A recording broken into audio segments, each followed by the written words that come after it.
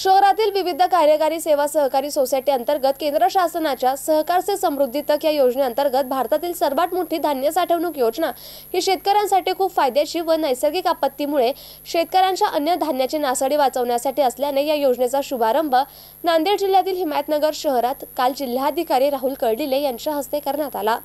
पंतप्रधान नरेंद्र मोदी यांनी सहकार क्षेत्रातील जगातील सर्वात मोठ्या धान्य साठवण योजनेचा 31 मे 2024 रोजी शुभारंभ केला होता। त्या अंतर्गत सर्वात मोठे धान्य साठवणूक योजनेअंतर्गत 700 लाख टन धान्य साठवण क्षमता असलेले कोठार आणि वखारी येणाऱ्या वर्षात हिमायतनगर येथे उभ्या करण्यात येणार असल्यामुळे या योजनेतील गोदामच्या पायाभरणी सोहळ्याचा शुभारंभ काल नांदेड जिल्हाधिकारी राहुल कर्डिले यांच्या हस्ते हिमायतनगर येथे संपन्न झाला। यावेळी कर्डिले यांनी उपस्थित शेतकऱ्यांना मार्गदर्शन करण्यात सांगितले की केंद्र सरकारच्या सहकार से समृद्धी तक अशा कल्याणकारी योजनेअंतर्गत हिमायतनगर येथील विविध कार्यकारी सेवा सहकारी सोसायटीच्या जागेत मराठवाड्यातील नांदेड जिल्ह्यातील हिमायतनगर येथे सर्वात मोठे धान्य साठवणूक गोदामाच्या पायाभरणीचा शुभारंभ संपन्न झाला।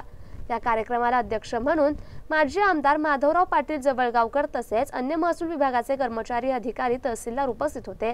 या प्रसंगी शेतकरी बांधवांना मार्गदर्शन करताना जिल्हाधिकारी कर्डिले म्हणाले की केंद्र शासनाच्या सहकार से समृद्धी या योजनेअंतर्गत नैसर्गिक आपत्तीमुळे असंख्य शेतकऱ्यांच्या अन्नाची नासाडी रोखण्यासाठी हिमायतनगर येथील विविध सेवा सहकारी अंतर्गत मराठवाड्यातील सर्वात मोठे धान्य साठवणूक हिमायतनगर शहरात होणार आहे।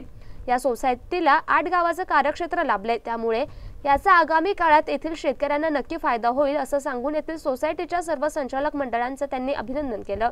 साठवणूक केंद्राचे उद्घाटन झाले, त्या संदर्भात काय सांगणार शेतकऱ्यांना? जगातील सर्वात मोठी धान्य साठवणूक योजना आहे, त्याच्या अंतर्गत आज हिमायतनगर विविध कार्यकारी सोसायटीने धान्य गोडाऊनचे 1000 मेट्रिक क्षमतेच्या गोडाऊनचं भूमिपूजन समारंभाच्या ठिकाणी घेतलेलं आहे। आम्ही यांचं स्वागत करतो, कौतुक करतो, कारण धान्य साठवणूक करण्याची क्षमता यामध्ये वाढणार आहे।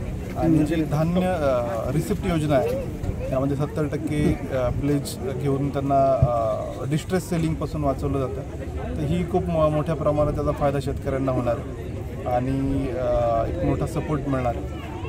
आणि विविध कार्यकारी सोसायटीला जे काय त्यांचे बिझनेसेस वाढवण्यासाठी याची मदत होणार आहे, कारण जेवढ्या सोसायट्या अनेक वेगवेगळे बिझनेस करतील त्यांची आर्थिक जी काय हेल्थ आहे ती चांगली होईल आणि परिणामी सहकार पण अजून मजबूत होईल। Thank you sir.